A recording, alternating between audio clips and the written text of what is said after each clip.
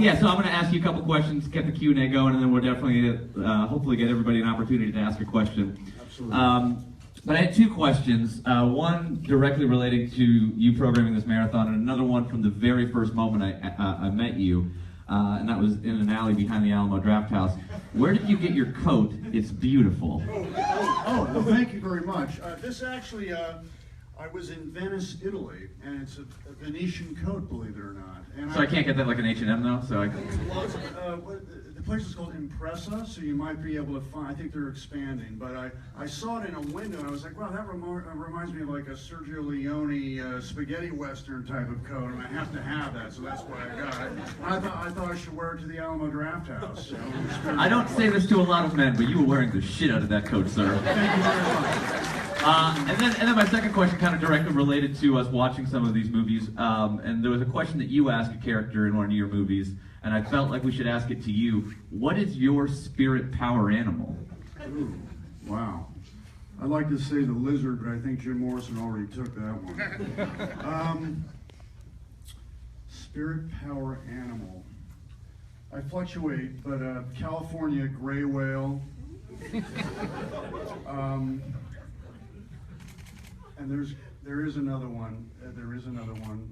Boy, this bourbon, I haven't had bourbon in a while. Scotch. We pulled out the scotch for you. Okay, there you go. I haven't had bourbon in a while. California gray whale and monitor lizard, so I have to go with that anyway, and dog. Fair enough. Well, so I mean, you obviously are probably the most versatile actor that I've ever seen perform, and you do a lot of idiosyncratic and bizarre roles, and then you do some more straightforward stuff. Has there ever been a role that's come along to you where you're like, that's too out there, guys? And what was it? Wow, I hesitate to mention names, but yes. Please say names. Well, that's why I didn't pull out the scotch for nothing. I don't remember the actual title of the script, and it was a few years back. And believe it or not, I've worked with him twice. Paul Schrader offered me a script that it was just too much violence for even me, and I can't go there, man. I'm not doing this one. And I don't remember the name of it, but it was one of those the dark. Deepest recesses of the human heart scripts that Paul Schrader can write, but it was just too much for me, so I said no. It was just violence that you drew the line. Violence I couldn't do. It's kind of like what Willem did in the first 5 minutes of Dog Eat Dog. My character was doing that throughout the entire script. That's pretty Paul Schrader. It was too extreme for even me, so that one didn't happen. I wish I could remember the name of the script, but I can't. Well, so I mean, you put a lot into your roles. Like, at what point, like, when do you start that research, and then, like, where do you come up with all of these, like, incredible tics and mannerisms that are so uniquely specific to those characters? That's a great question. Life. I mean, it's as simple as that. I'll see people do things every day, something as mundane and ridiculous as a guy driving a car and then stopping at a stoplight and being in such a rush that he had to take the lever to his seat and put it back and put his hand over his head like this and wait for the light to turn green, and I'm still waiting to put that in a movie. I don't know where to do that. It can be like commercials that I've seen as a kid. It can be my influences like Jerry Lewis or Daffy Duck or Marlon Brando or Elvis Presley, but then later it's just more importantly, it's coming from places like, for example, if we remember so we just sat through this together. In Joe, there was a moment where I had to get psyched up and get into that intensity for the scene where Ronnie Blevins and I get into the fight in the bar. And I start to look to the newspaper. I look at current events. I look at what's happening around us. And even that, if you open yourselves up to that, if you open your heart up to that and your sensitivity up to that, it sinks in and it becomes personal. And I was thinking about that little kid. It's a true thing that happened, tragic, where he fell into a wild dog exhibit in a zoo, and he got eaten alive, and it just tore me up. It tore my heart out. And I just came to work that day, and I just used those feelings and put it right into the scene, and even spoke about it. So it can be anything, but I think the most important tool for an actor is the imagination. And I mean, they also say like the best artists create, but they also know when to steal. And is there anything that you have been attributed to that somebody's like, that's specifically Nicolas Cage, or somebody walks up to you and they're like, I love that you did this, and you're like, I stole that from Humphrey Bogart or something. Is there anything that is like that? Yeah, like do you have anything that you're like, oh, I got away with that one, and people think that's mine now? Well, I mean, it is one of the brushes I paint with. In fact, it started with Wild at Heart, when Stanislavski said the worst thing you can do as an actor is imitate. And so being me, I wanted to break those rules and start imitating. So like Andy Warhol would take these great collages of icons. I thought, why not do that with Elvis? And so in Wild at Heart, I tried that with Elvis. And then most recently in a movie called Dog Eat Dog, I did that with Humphrey Bogart. And it's just something that you're not supposed to do, and so therefore I want to do it and explore and use it as a paintbrush. So what's your favorite performance that you've ever done? Like, 'cause I mean, was it weird to sit for 10 hours and watch yourself? It was extraordinarily bizarre for me. Yeah, because if I'm sitting at home and The Rock's on, I'm like, shit, I just lost 2 hours, I'm gonna watch The Rock. Like, my friend, I don't watch my movies. I mean, I watch it once when they get launched, kind of like the birth of a child, and then I don't look at them again. I don't want to go back. So this was like 5 movies back to back, and I was already wiped out after The Telltale Heart. So it was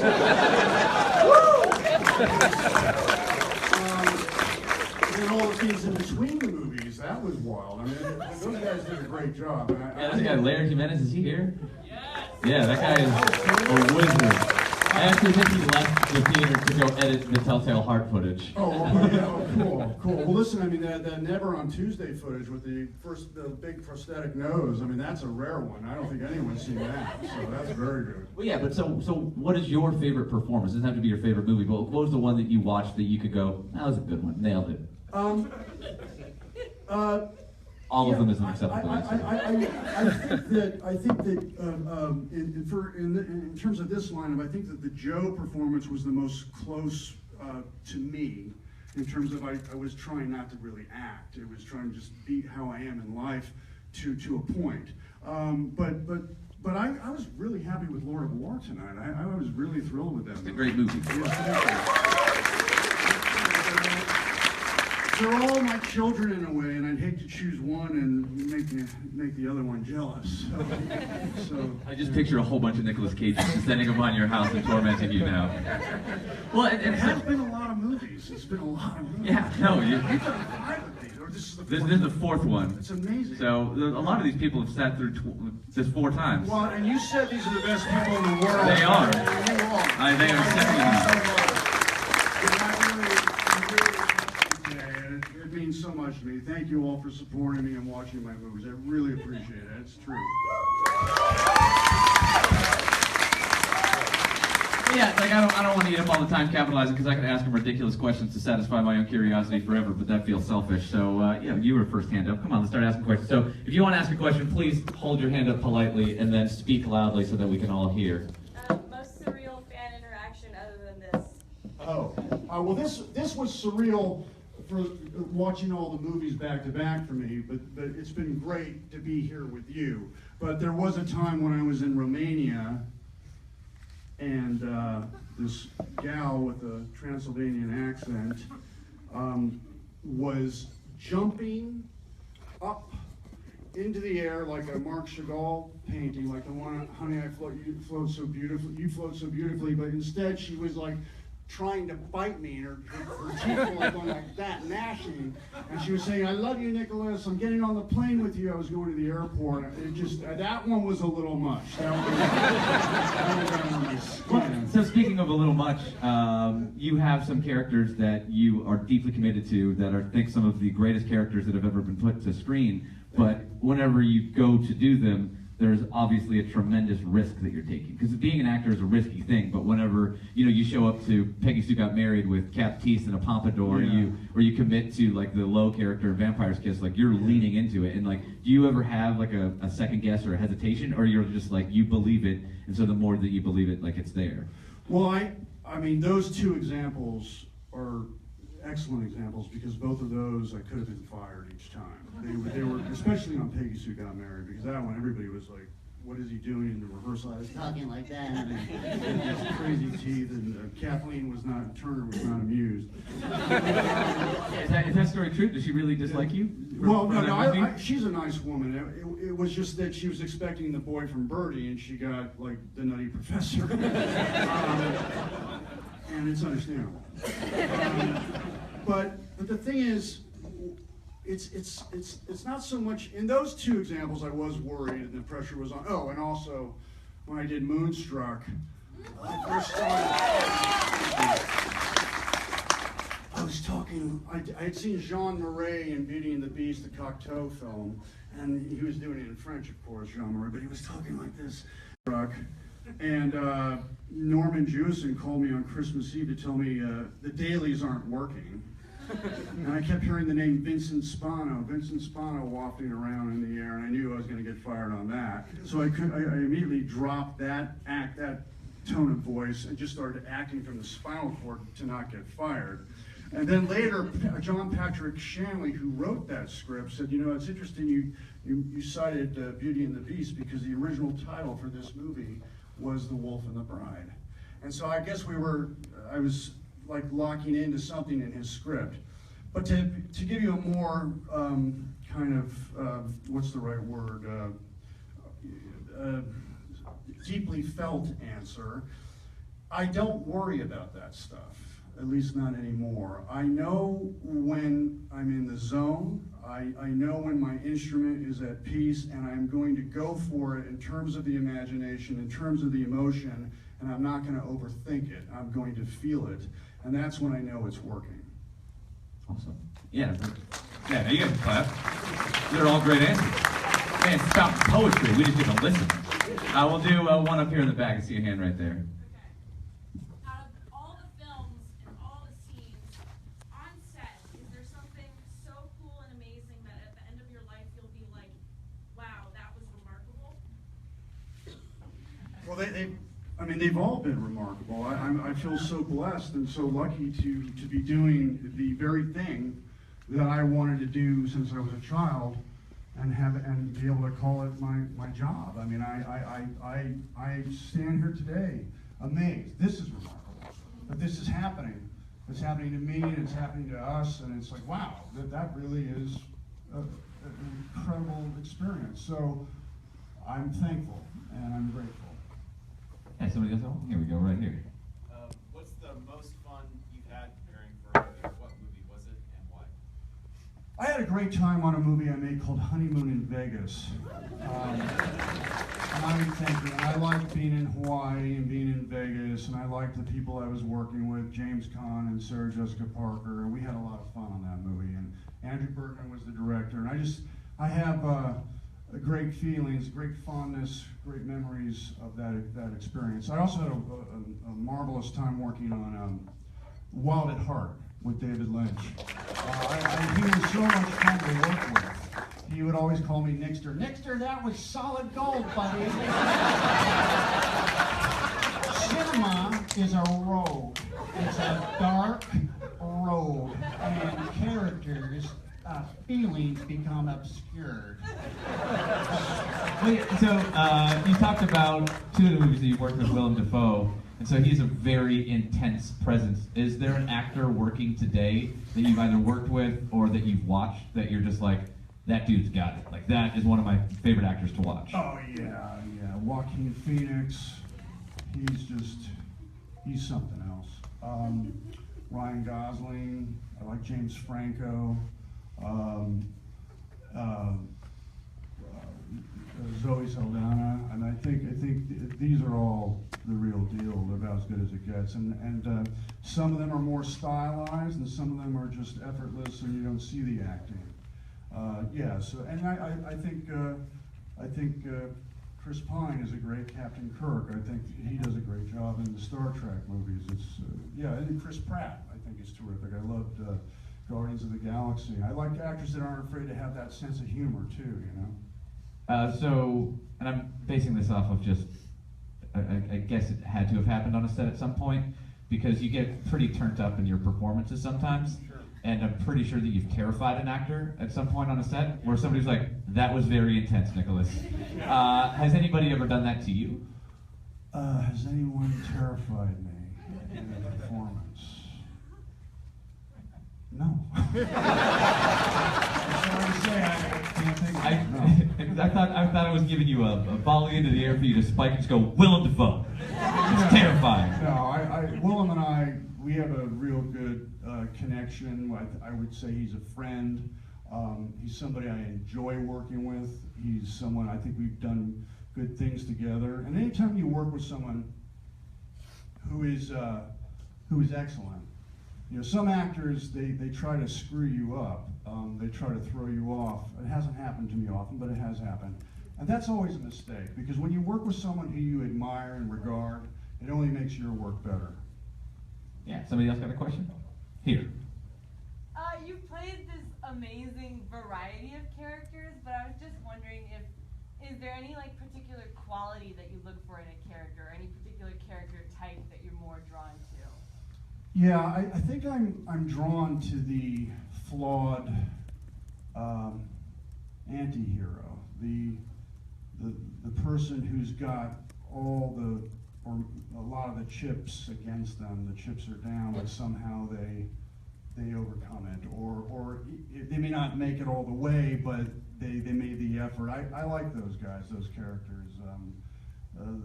The anti-hero, I think. So you were close to Superman, then you were Kick-Ass. Is there a superhero that's out there that you're like, I'm perfect for that you want to do? No, not really, not so much anymore. I think my superhero days are kind of well, I was Ghost Rider, you know. Yeah, I mean, Ryan Reynolds was like, whatever, just put me in another one, I got it. Right. Well, you know, never say never, right? But right now I'm enjoying this kind of immersion into the independent cinema that I've been working in recently, and the kind of characters that I've had a chance to play, and exploring different kinds of styles of film acting, whether it's more natural or more baroque and operatic. I just want to keep it as eclectic as I can, which I think you saw today. Is there a director that you haven't worked with? Because you've worked with, you know, kind of everybody that everybody would ever dream to work with as a director, as an actor. Is there anybody out there that you're like, I really should have made a Terry Gilliam movie? Well, that's, I mean, I don't really want to single out names on directors, but yeah, there are a lot of filmmakers, even recently, that I think are really original and dynamic. I like the young ones that haven't had their dreams whipped out of them yet. They still think they can do anything.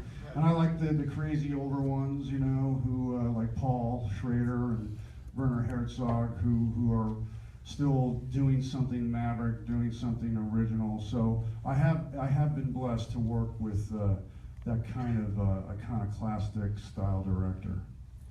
Yeah, somebody else have one? There. Hey, how's it going? I'm good. How are you doing? Great.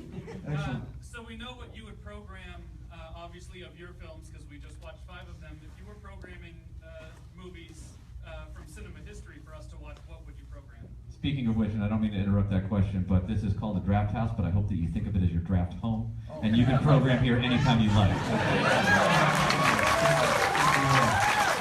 Yeah, you know, I like the movies that I'm sure all of you like, you know, and you can see my tastes do veer to a darker feeling sometimes, I would say, but I would go with,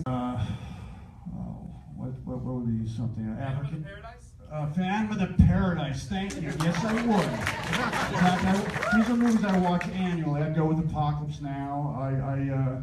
I watch these movies annually, and yeah, so I think we share similar tastes. We're showing literally the majority of those movies on 70mm at the Ritz this month. Well, I'll have to come back for that. Yeah, I mean, I don't know, Tim, can we get him a card that says, I'm fucking Nicolas Cage, so he just gets free shit every time he wants to come to an Alamo Drafthouse? That would be great. Yeah, it's done. I guarantee it's happening. Yeah, right up here.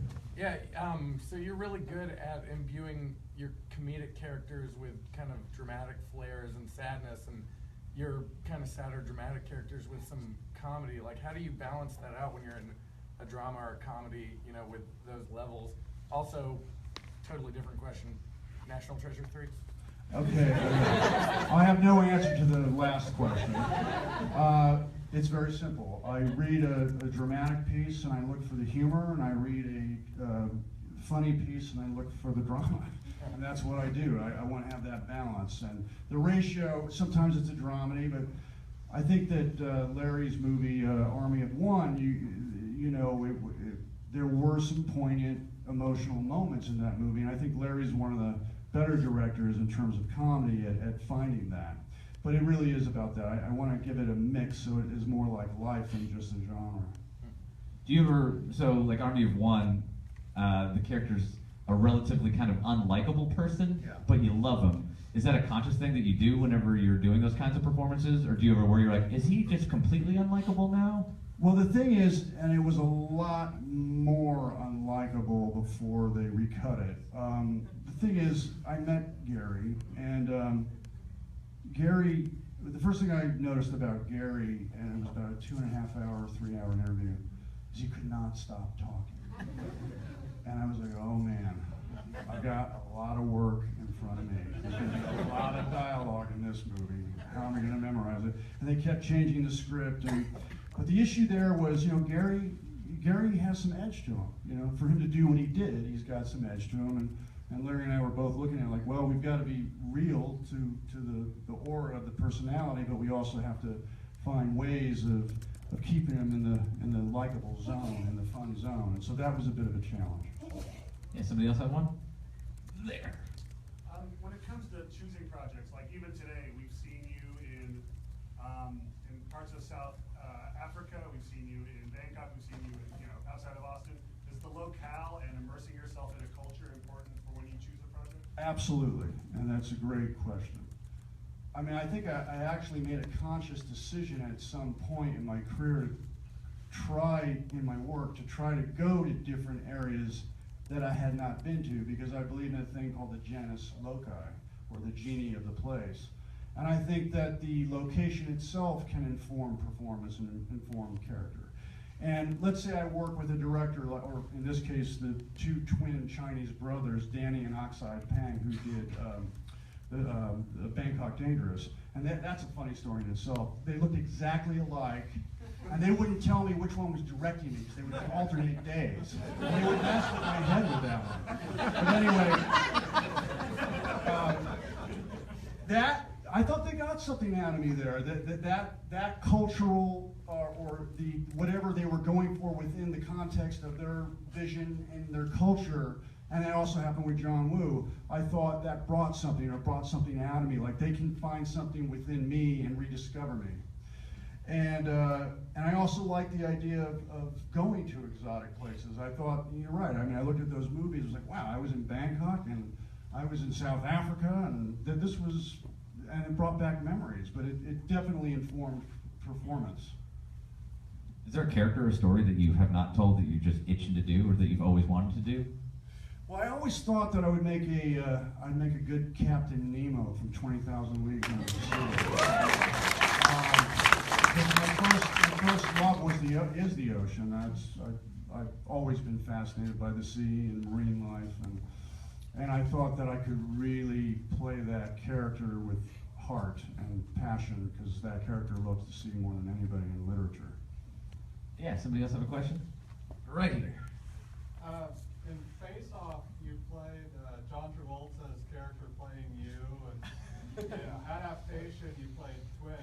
And I wonder if you enjoy seeking out sort of acting challenges like that, or if you approach them differently when you're preparing. Or... Yeah, I mean, Face Off was really, that was almost cubist in the research, and or a Bella girl would say trippendicular. I mean, it was like,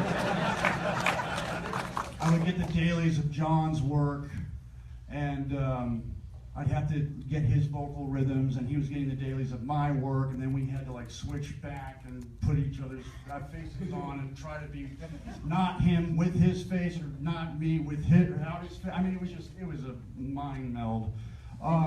Adaptation was probably the most acrobatic challenge I've ever had to do as a film actor, and because I was playing Charlie, and then I was playing Donald, and I'd have an earpiece in my ear and hear what I did is First Spike would say, well, how are you feeling this morning? Are you more, did you get out of bed on the right side or the left side? Are you cranky? Are you jolly? Because Donald was jolly and Charlie was cranky. And I was like, I think maybe we'll start with Charlie today.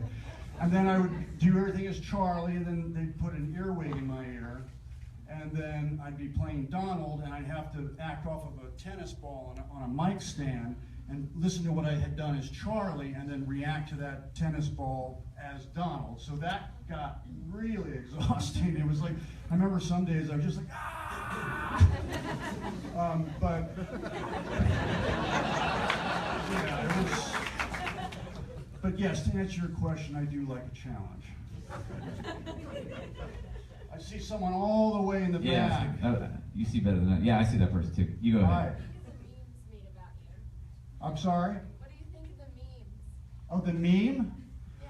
Well, to be perfectly honest with you, I try not to think about it, but how could I not but think about it? Because there was a few memes today, right there in my face. But I think it's, you know, it's now. It's au courant. It's modern times, and I'm joining the club.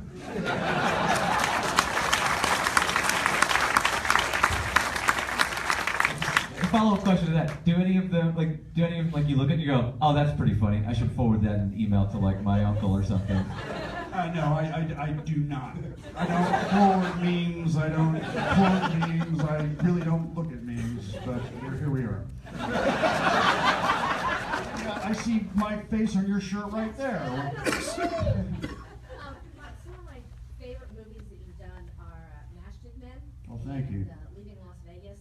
Because your performances are so convincing. And I have to know, like, how do you study for something like that for you know, being an alcoholic or having a you know, mental illness and that? Like, do you pull that from real life? Well, sometimes you do get a little method and you live the part. In terms of Leaving Las Vegas, I'm glad it was only a 4-week shoot, because I did have a drinking coach on that movie. His name was Tony Dingman. He's a poet. He was a drunk. He came out of San Francisco. He works with my uncle. And I had him on the set, and I was studying him and watching him as he was drinking. And then sometimes he would like say, well, for this scene, I think we can administer you like maybe 1 shot of bourbon. And some scenes most of the scenes I was completely dry, but there were some scenes where I thought, you know what, I want to take this to another level of reality. And I was just blotto, and that was the scene in the casino when I threw the table and said, I'm his father, I'm his father. I was completely out of it, and I remember crawling with Tony on all fours back to the hotel room and not even being able to make it in the hotel room because we were passed out in the hotel room hallway. And I woke up in the morning and I had a report for duty, and they were pretty nervous, but I'm very proud of that scene. But yeah, sometimes you get method, sometimes you just, you record.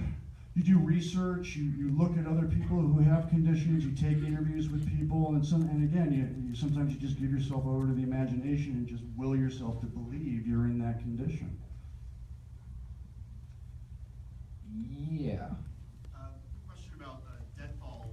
That's one of my favorite performances of yours. Thank I you. was wondering what made you want to bring that character back for the movie Arsenal that just came out recently? Well, I felt that there was more to be said with Eddie, and I think I'm going to bring him back again from time to time. I'm almost feeling a little like Andy Kaufman, Tony Clifton thing with that character, and I just like the look of the character. I like the false nose, the $20 wig, the really bad wig, the crummy mustache, and the attitude of the character. It's kind of a bit of an alter ego for me. Speaking of Deadfall, do you have any performances in your life that you're really frustrated because you think that they're really, really good, or you put a lot into it, and then you just think people completely have misunderstood them? I think a lot of the work today went in that direction. I think that Lord of War was misunderstood when it came out, and I think that Army of One certainly misunderstood, and I think even to some extent Dog Eat Dog, the recent one with Schrader, and I thank you again for keeping these movies alive and giving them chances, hopefully for more years to come. Yeah, somebody else have a question? Right here on the end. Me? Yeah. Could you give us either your like best audition story or a Sean Connery, if you have a Sean Connery story? I think the audition story is the better story. Go for it. I was studying Wing Chun Kung Fu, and did a little of that in Bangkok Dangerous.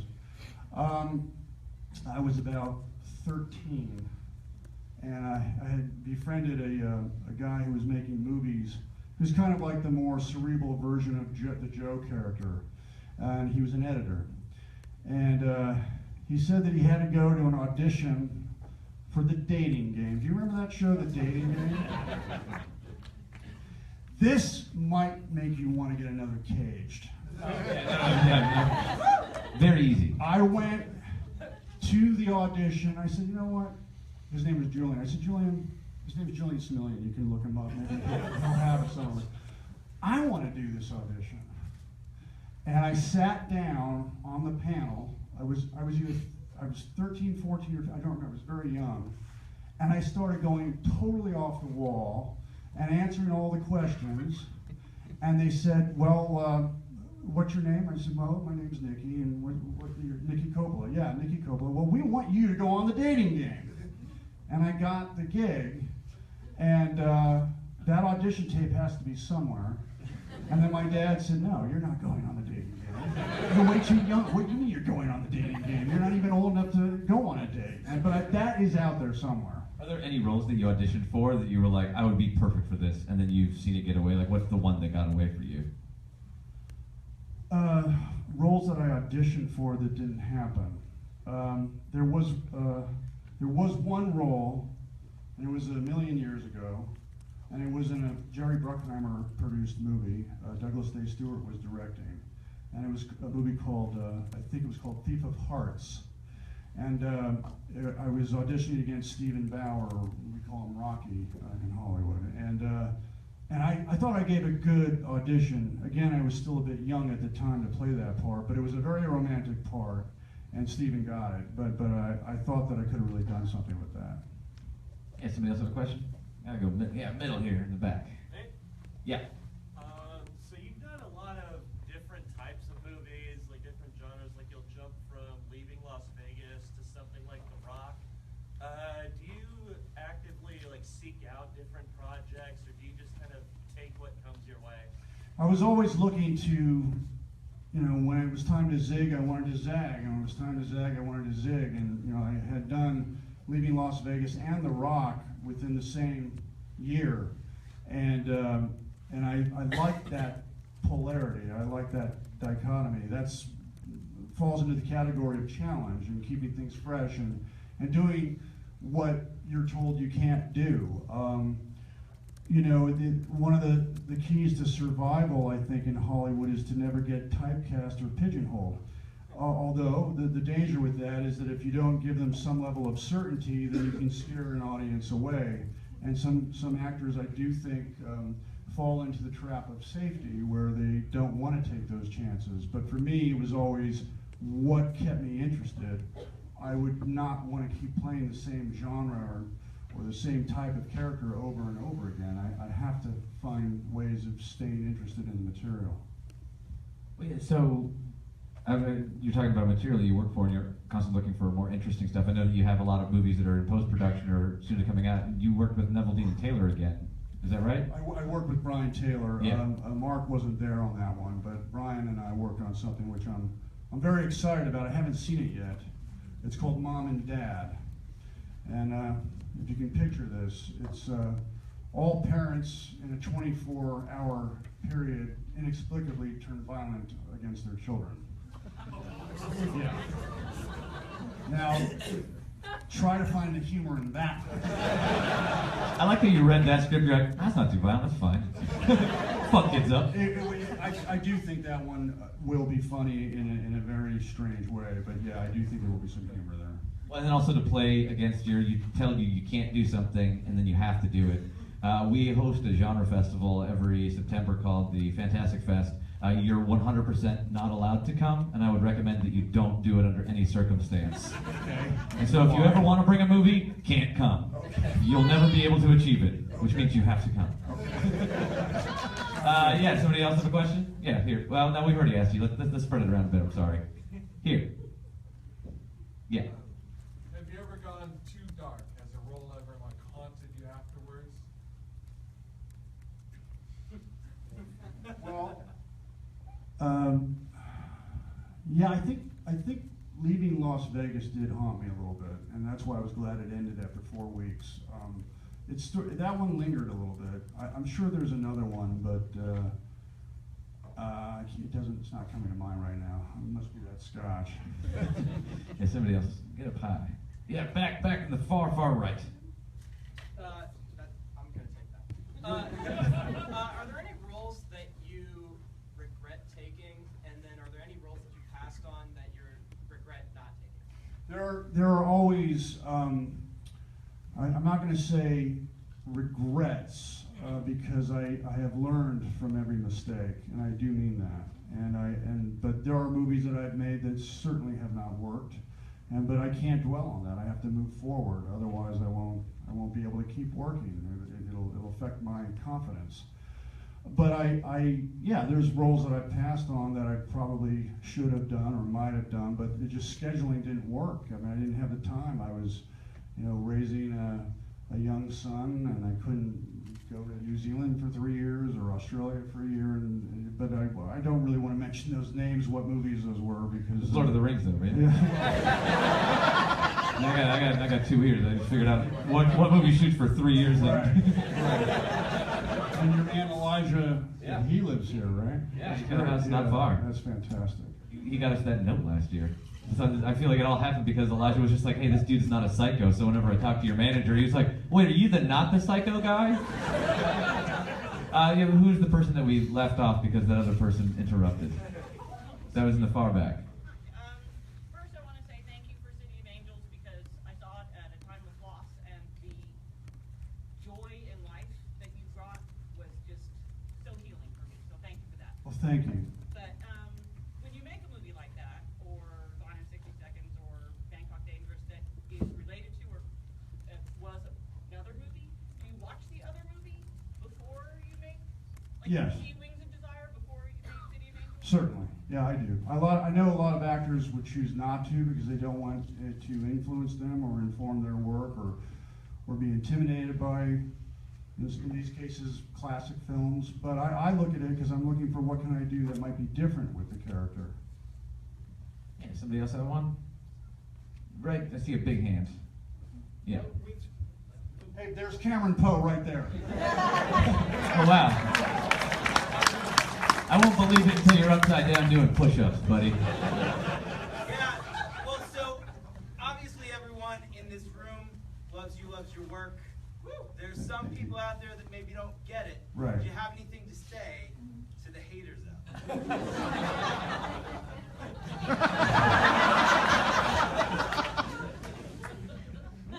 You just don't know what you're missing.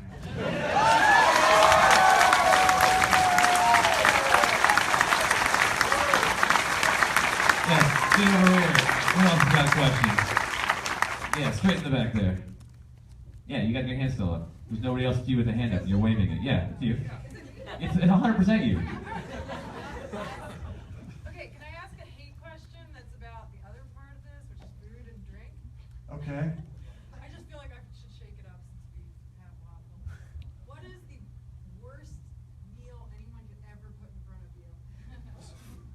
Weird question. I know. Yeah. There's this British show that puts hell and heaven dishes in front of people. I like you brought a lot of your personal shit to this today. and then you were like, you know what I should do in a room full of 200 people? That was that Nicolas Cage. Yeah, what's the worst thing I could put in front of you? Worst meal. I'm kind of like an Epicurean. I like to explore tastes. I want to have an educated palate. I might try to, get past whatever initial dislike I have. I can't. Nothing's coming to my mind right now. I'm so sorry. I can't think of the worst meal right now. I just honestly cannot think about it. I think it's okay that you don't have an actual answer. Right. He loves all foods. Yeah, somebody else have a question? Yeah, here we go. Would you like a slice of birthday cake with crickets on it? It was really good. Yeah, honestly, I put crickets on that because when they said Nicolas Cage was coming, I didn't know what you eat. Sure, I'll do that. I'll definitely try that. Man, if the lady at HEB knew that Nicolas Cage was going to eat that cake. I was like, no H in it. She's like, are you sure? And I was like, pretty sure.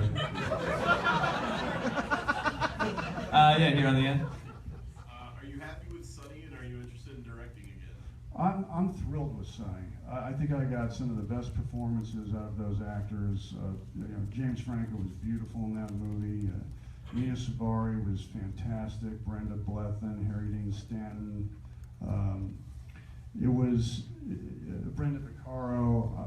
I really enjoyed that experience, and I am looking forward to hopefully directing again someday very soon. Yeah, question way in the back corner. Yeah, so adaptation is one of the best films in the world. Do you hope to work with Charlie Kaufman again in the future? Oh, absolutely. In fact, there's a couple things we were talking about. Hopefully they'll happen. We'll see. But yeah, he's truly a genius, and I remember asking him, can you give me some advice if I want to write a script? And he said, well, what is it that you're worried about? And I said, well, I want to make sure it has a beginning and a middle and an end. And he said, well, just if you start writing and stop writing, it's going to have a beginning and a middle and an end. You know what? You're right. Okay. Do you ever have sit-down conversations with Charlie Kaufman where he's like, is that really how you see me? I mean, when I was interviewing him and I burned all the tapes, I promised him I would. I mean, literally, I burned them. And I put lighter fluid on them. Zero doubts about that being true. He was nervous that whatever we were talking about would get out, or I just burned them. But yeah, we had in-depth conversations, and I would ask him questions and see, well, what are you like when you get angry? And I would study him, and he would just, you want me to demonstrate? Yeah, I want you to demonstrate. And he would start, yelling and getting angry. So that's fantastic. I'm going to definitely use that in the movie. And so yeah, those were in depth and very informative, and they certainly helped the performance. Yeah, somebody else have one? Here. So I'm pregnant with my second child. Congratulations. Thank you. And one of the #1 questions we ask at all of our baby showers are, what is your parenting advice? What's your #1 thing that you can say to parents? Well, to be gentle, to listen,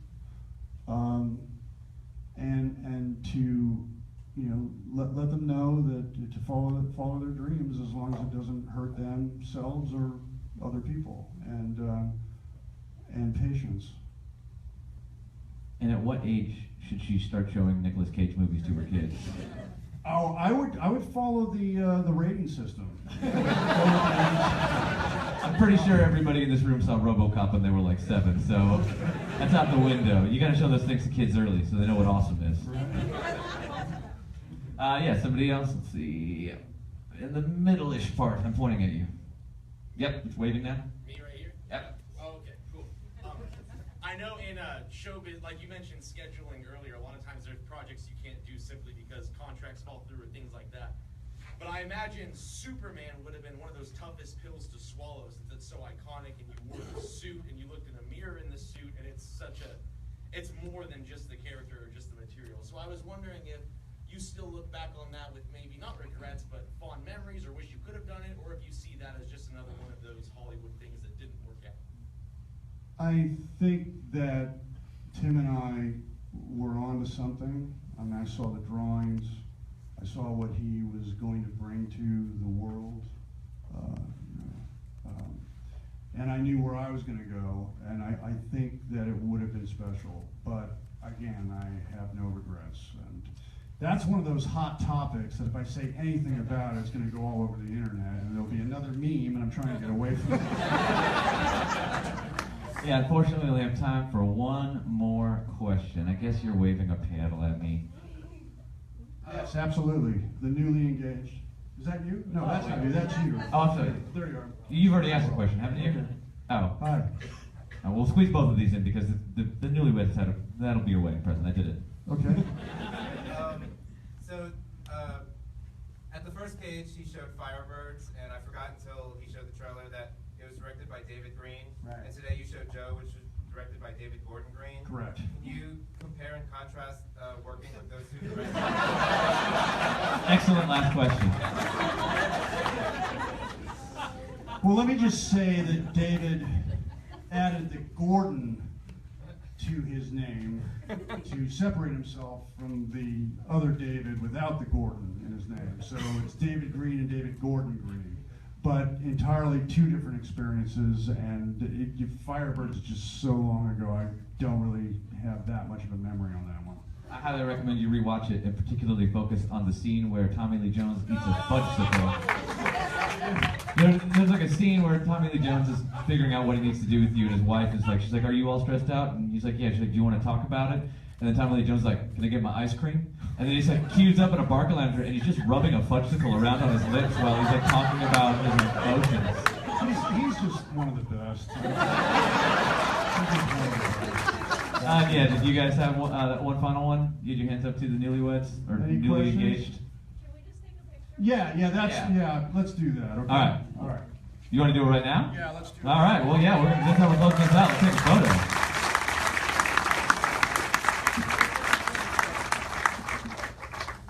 I like this shirt, Cage boot.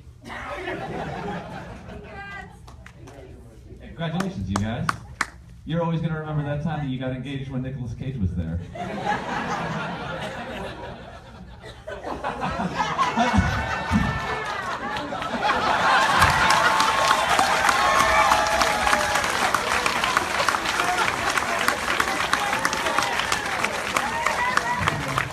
Yeah, Nicolas Cage, you're a man, you're a myth, you're a legend, and now I can say that you have officially been to Cage, and I can't thank you and tell you how deeply, deeply honored I am that you decided to come to Austin, Texas and hang out with us for an entire fucking day. I really appreciate that. You're the best. Thank you. Thank you. Have a great night. Hey, you guys have a great